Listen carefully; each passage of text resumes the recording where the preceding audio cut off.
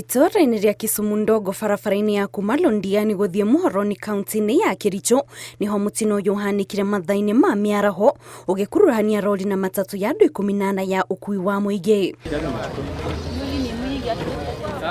Kũringana na riboti ĩrĩa ĩrekereirio nĩ abithaa a borithi, mutino ũcio ũcũngĩrĩirie ikuũ cia andũ 10 na ũhanĩkire thutha wa rori gũthiĩ mwena wa Londiani gũte mwerekera kũrĩa gũthanire kiongo gwa kiongo na matatũ thutha ũrĩa ndereba wa rori ũyũ etharire na kũra.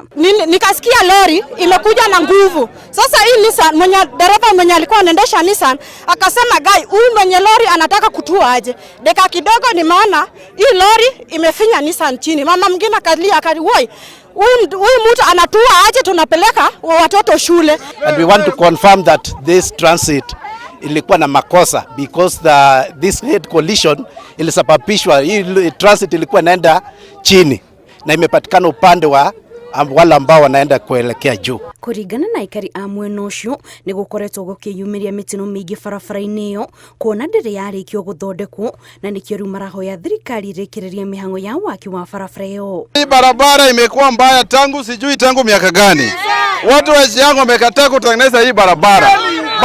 Juzi basi ni watu hapa watu yote. Leo Nissan imeua watu yote. Watu wamekufa. Tunasema tutafanya maandamano kuanzia next week. Watu wa Shiango warudi mali walitoka.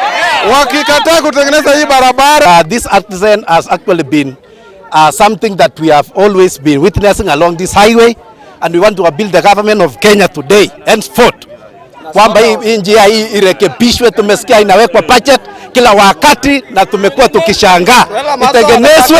Mĩhang'o ya gũtambũra mĩĩrĩ ya arĩa makuire nĩ yambĩrĩirie mochari-inĩ ya thibitarĩ wa Misheni wa St Vincent kũrĩa mĩĩrĩ ĩyo ĩtwarirwo. Ngĩribotera Inooro TV, njĩtagwo Kate Muthoni.